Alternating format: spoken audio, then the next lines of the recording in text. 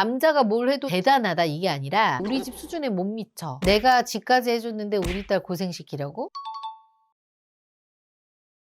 대표님, 시월드보다 더 무서운 게 파월드라는 말이 있더라고요. 맞아요. 과거에는 뭐 무조건 시대 얘기하면 스트레스가 굉장히 많았었는데 요즘은 처가 갈등으로 조금 힘들어하시는 분들이 꽤 많더라고요. 근데 처가가 잘 살면 오히려 좋은 거 아니에요? 겉으로는 그렇게 보이죠. 이런 거잖아. 부잣집 딸이랑 결혼해서 장인어른이나 제네시스 하나 뽑아줬어. 이러면 어때? 부럽잖아. 그죠? 근데 요즘 결혼 시장에서 남자들이 제일 경계하는 게 뭔지 알아요? 바로 처가 리스크입니다. 겉으로는 굉장히 든든한 배경처럼 보이지만 그 속을 들여다보잖아. 남자의 자존감이 다 털리고 처가 시스템에 이제 내가 부속품 마냥 전략해 있는 경우가 종종 있어요. 그래서 부잣집 딸이라는 조건이 축복이 아니라 결혼 시장에서 가끔은 기피 요소가 왜 되는지 그 속에 숨은 처가 리스크에 대해서 오늘 현실적으로 한번 이야기해 볼게요. 첫 번째, 비교 속에서 무너지는 자존감입니다. 부잣집 딸하고 결혼했을 때 가장 많이 느끼는 게 뭔 줄 알아, 남자들이? 구정 PD님이 예를 들어 1000억대 강남 빌딩 부자랑 결혼을 했어. 어떤 걸 많이 느낄 것 같아? 내가 저 사람보다 돈이 별로 없구나. 그럼 그게 뭐지? 사람이기 때문에 열등감. 부잣집 딸들이 가진 가장 무서운 습관은요, 자기가 평생 누려온 것들이 기본값인 거야. 예를 들어 호텔 가서 밥 먹고 호텔 가서 사우나하고 본인은 그냥 평범한 걸로 말하는 건데 기준 자체에서는 남자가 이미 넘기 힘든 벽이 되는 거죠. 비유를 굳이 하나 해보면요, 남자는 자기 힘으로 1층에서 10층까지 올라왔어. 인생을 걸고 올라온 성취인 거죠. 근데 100층에서부터 이미 시작한 사람 눈에는요, 그 10층이 어떻게 보여요? 바닥처럼 보일 수도 있어요. 아기가 있어서 이들이 무시하는 게 아니라 그냥 기준 자체가 다른 거야. 그래서 이런 말이 아무 생각 없이 튀어나오죠. 아, 우리 집은 원래 이런 수준이었는데? 우리 아빠는 이런 거 바로 해줬는데? 본인은 그냥 과거 얘기를 하는 건데 남자 입장에서는 이렇게 들리는 거죠. 넌 아직 부족해. 우리 집 수준에 못 미쳐. 이거를 반복하게 되잖아? 그럼 남자가 어떤 걸 느끼게 되냐? 내가 아무리 발버둥 쳐봤자 여기선 항상 모자란 사람이구나. 근데 더 무서운 거는요, 고마움보다요, 당연함이 더 무서워요. 남자가 뭘 해도 대단하다 이게 아니라 원래 이 정도는 해야지 우리 아빠는 더 했는데? 이런 거지. 그러다 보니까 남자 입장에서는 의지가 점점 꺾이게 되고요. 가정을 위해서 더 벌고 더 책임지고 싶다가도 어차피 처가 기준에 못 미친다는 생각이 들잖아? 그럼 스스로 작아지기 시작하는 거지. 그래서 능력 있는 남자들이 이렇게 부잣집 딸을 피하는 이유가 여기서부터 시작이 돼요. 돈이 무서운 게 아니라 그 돈이 만들어낸 비교의 기준인 거지. 결혼 생활 내내요, 내 능력과 처가 수준의 이 사이에서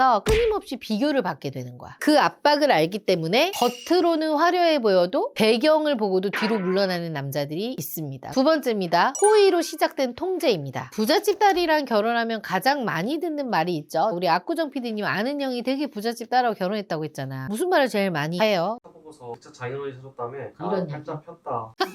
근데 세상에 공짜가 있어요, 없어요? 부모 자식 간에도 공짜가 없잖아. 처가에서 해준 생활비라든가 차라든가 그건 선물이 아니라 보이지 않는 계약서 같은 거죠. 비유를 굳이 하나 해보면요, 결혼이라는 회사를 내가 차렸어. 근데 이 회사의 지분을 장인어른이 70% 정도 갖고 있는 거야. 어떨 것 같아요? 부담 느낄 것 같아요. 남자는 사장 타이틀을 달고 있지만요, 실주도권이 없는 바지 사장인 꼴이죠. 집이나 아이 교육이나 주말 일정, 심지어 이직까지 이 중요한 결정을 할 때마다 이런 말이 붙어요. 아버지한테 의견 한번 여쭤보자. 오빠, 아빠한테 물어보자. 그 순간부터 부부의 결정이 아니라 처가의 결정이 되는 거죠. 예전에 재혼 상담을 하러 오신 남성분의 얘기인데요, 결혼을 할 때 이제 처가에서 집을 해줬대요. 처음엔 진짜 너무 좋았고 감사했대. 근데 몇 달 뒤에 이제 아내가 회사를 그만둔다고 하니까 남편은 사회생활하는 여자를 원했기 때문에 그래도 일은 해라 라고 했는데, 그랬더니 장인어른이 이렇게 얘기하더래요. 내가 집까지 해줬는데 우리 딸 고생시키려고? 그 순간 이 남자가 딱 깨달았대. 아, 이 집은 내 선물이 아니라 조건이었구나. 근데 뭐 여자 입장에서는 사실 우리 아빠가 집 해줬는데 내가 일 꼭 다녀야 돼 라고 할 수 있지만 남자는 그 여자가 사회생활하고 활발하게 하는 걸 보고 싶었던 거지. 너무 숨막힐 것 같아요. 숨 막히지. 결국에는요, 처가의 지원은요, 겉으로 보면 굉장한 호의예요. 부러움의 대상이고. 근데 그거를 받는 순간부터 남자는 나도 모르게 약자가 되는 거죠. 의견을 내가 내면 반항이 되고요. 거절을 하잖아? 그럼 염치 없는 사람이 되는 거야. 근데 특히나 이런 말이 나오기 시작하잖아? 그때부터는 이제 게임 끝이지. 이 집 누가 해줬는데 오빠? 우리 아빠가 해줬잖아. 이 한마디면 남자는 더 이상 깨갱 할 말이 없어지죠. 그래서 능력이 있는 남자들이 굳이 부잣집 여자를 이렇게 피할 때는요, 이유가 있어요. 돈이 무서운 게 아니라 그 돈 뒤에 따라붙는 개입, 통제가 무서운 거예요. 돈 몇 푼에 내 결정권을 떠넘겨버리는 그런 구조라면요, 똑똑 성숙한 남자일수록 처음부터 거리를 두더라고요. 겉으로 보면 굉장히 편해 보이죠. 근데 그 삶은 지원받는 삶이 아니라 허락받고 사는 삶이 되기 쉬운 거죠. 압구정 PD님, 이렇게 부잣집 사이 되는 게 꿈이었잖아. 막상 이렇게 들어보니 어때요? 그냥 평범한 여자랑 결혼.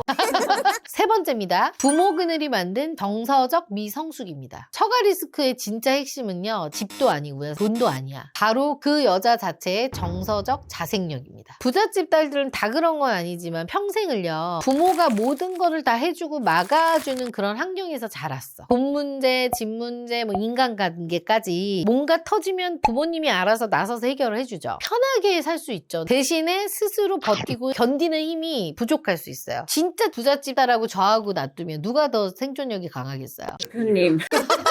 그렇죠. 비유를 하나 해볼게요. 온실 속에서 자란 이 식물은 엄청나게 예쁘게 잘 커요. 온도도 맞춰주고 물도 때 되면 주고 바람도 막아주고 영양도 주고 난리도 아니잖아. 근데 결혼은 어때? 온실 아니야, 온실 밖이야? 온실 밖이잖아. 바람도 밀고 비도 올 것이고요. 예기치 못한 일이 계속 생길 거예요. 근데 이때 스스로 버텨야 되는데 조금만 힘들어도 어떻게 될까? 바로 부모님한테 의지하는 습관이 튀어나올 것 같아. 그래서 실제로 이런 사례가 진짜 있었거든요. 아내가 직장에서 무슨 갈등을 겪다가 힘들어졌거든요. 남편과 이제 상의를 해야 되잖아. 어떻게 보면 결혼했으니까. 남편과 상의를 하기보다는 친정의 이야기를 한 거야. 그 뒤로 문제가 생길 때마다 부부가 해결하는 구조가 아니라 친정에서 해결하는 구조가 돼버린 거죠. 남자 입장에선 처음에 그러려니 했는데 계속 이런 게 반복되니 이런 생각이 드는 거죠. 나는 지금 배우자랑 사는 건가? 아니면 부모들 사이에 낀 여자랑 하나랑 사는 건가? 이런 생각이 들더래요. 근데 더 큰 문제는 이것뿐만이 아니에요. 부모의 경제력과 부모의 대접 속에서 온실 속의 하초처럼 자랐잖아. 이거를요, 자기 능력으로 착각하는 경우가 있어. 부모의 능력도 물론 자기 능력이 맞죠. 타고난 거니까. 그러다 보니까 남편을 동반자로 보기보다는 자연스럽게 부모님처럼 나를 맞춰주는 사람으로 보기가 쉬운 거죠. 그래서 갈등이 생기면 대화로 풀기보다는요, 우리 집은 원래 이랬어, 우리 엄마 아빠 이러지 않아 라는 얘기로 한다고 해요. 그래서 이혼하고 오신 분도 저는 봤어요. 결혼은 두 사람이 같이 문제를 해결하고 버텨가는 구조잖아. 근데 한쪽이 힘들 때마다 친족이라는 이 백업 시스템, 이걸로 돌아가 버리잖아요. 그럼 다른 한쪽은 버려지고 혼자 남은 느낌이 들어요. 남자는 내 아내랑 결혼했다고 생각을 했는데 실제로 살아보니까 그 뒤에는 부모의 그림자, 이런 거를 계속 부딪히면서 살아가는 구조인 거죠. 압구정 PD님, 부모님이 해준 집하고 차 있잖아. 이게 영원한 건가? 영하지 않아요. 본인의 가치인가요? 제 가치라고 생각하진 않아요. 뭐라고 생각해요? 제가 나중에 감당해야 될 무게? 그럼 언젠가 내가 감당해야 될 책임의 무게인 거죠. 배경 뒤에 숨어서요, 대접만 받는데 익숙해지잖아요. 아무리 조건이 좋아도 결혼 시장에서 사람 볼 줄 아는 사람들은 그 사람이 부담스러워. 풍요로움 자체는 문제가 아니에요. 풍요 위에 서서 상대의 자존감을 무너뜨리잖아. 그 순간에는 관계가 깨지는 거죠. 요즘 남자들이 피하는 게 돈 많은 집안이 아니라요, 그 뒤에 따라오는 통제와 비교, 그리고 독립되지 못한 관계 구조입니다. 결국에 중요한 건 딱 하나인 것 같아. 부모의 배경이 아니라 부모 없이도 스스로 설 수 있는 사람인가, 이게 가장 중요하죠. 그렇다고 오늘 제가 한 얘기를 있는 집 딸들은 다 저래 이건 아니고요. 극한된 얘기입니다. 잘 살면서 부모 없이 스스로 설 수 있다면 그 집안이 부자인 거는 플러스가 되면서 더욱더 장점이 부각되는 거죠. 다만 그게 안 되잖아요. 그러면 그 풍요는 매력이 아니라 리스크로 보이기 시작합니다. 오늘 내용이 좋았다면 댓글 남겨주시고요. 좋아요, 구독하기 꼭 눌러주세요.